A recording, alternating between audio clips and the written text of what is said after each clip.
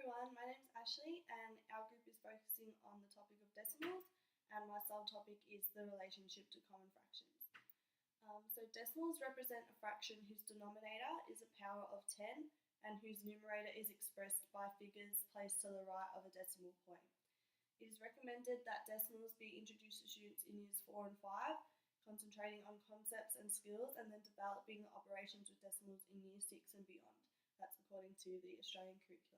The subtopic I'm focusing on is the relationship to common fractions, which involves representing decimals as fractions and vice versa.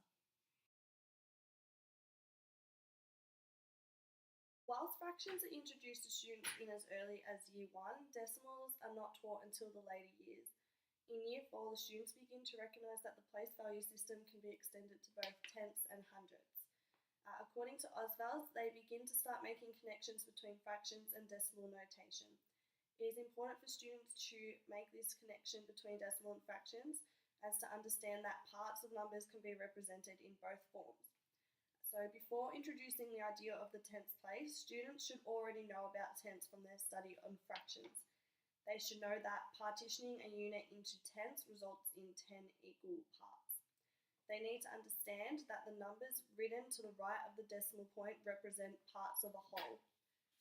They also need to have prior knowledge of fractions and what the numerator and denominator represent, as well as understand that, for example, 10 tenths make 1 whole, 7 tenths is less than a whole, and that 27 tenths is more than a whole, as stated by Rays. They need to understand the key vocabulary, such as equivalent, decimal fraction, tenths, hundreds, and eventually thousands.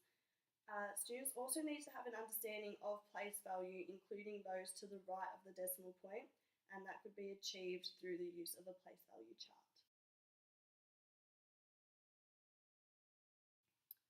There are many common misconceptions which can occur while trying to understand and learn decimals in relation to common fractions. One misconception that students come across when developing skills for decimals is expecting that the number after 4.9, for example, is 4.10 rather than 5. This proves to cause difficulties when trying to represent this number as a fraction. It needs to be explained and taught in depth that 10 tenths equal a whole, and then to represent this in both decimal and fraction form for students to understand this. Another common misconception is that children are trying to interpret decimal notation in terms of the more familiar fraction notation. So this means students have made the connection with fractions and decimals, but they confuse the decimal part as the denominator of a fraction. For example, if we were to represent 0.12, they would interpret that as 1 over 12, as they have not understood the relationship between decimals and fractions. So students with this misconception may get confused with this. When asked to choose the larger of the two decimals, they will pick 0.3 as they understand that 1/3 is bigger than 1/4. To fix this, students need to understand the quotient meaning of fractions and need to realise that 4/5 means 4 divided by 5. This particular subtopic focuses on the connections made between decimals, fractions, and the importance of this understanding. There are many learning objectives that the students must achieve in order to properly understand the relationship between them.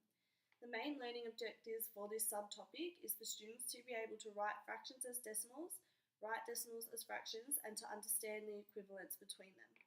Throughout the development of this relationship with common fractions, students should also be able to show mixed numbers as decimals and fractions and be able to recognise and explain the relationship and equivalence between decimals and common fractions. They will also begin to recognise that the decimal point is used to separate the whole number from the fractional part.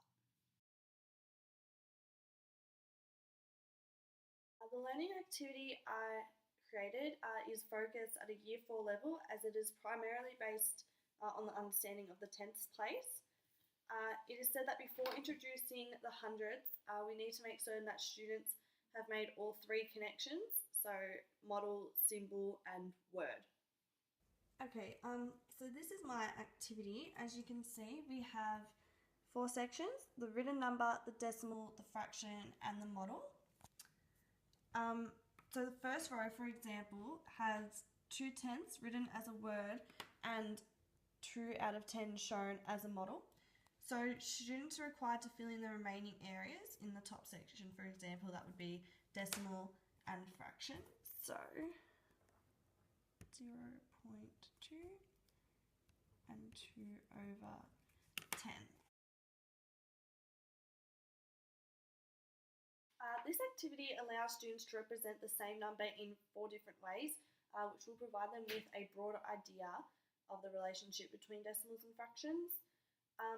By the end of the activity, the learning objectives should be achieved, as they will be able to write fractions as decimals, write decimals as fractions, and be able to understand the equivalence between them with the use of the model.